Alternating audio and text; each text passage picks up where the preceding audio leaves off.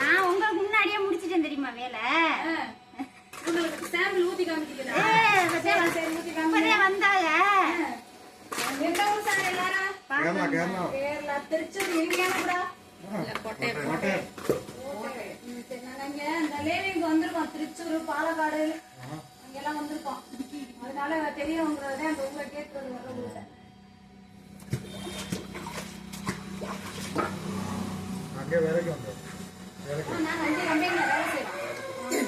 நான் தம்பி கம்பெனில வேலை செய்யறேன்.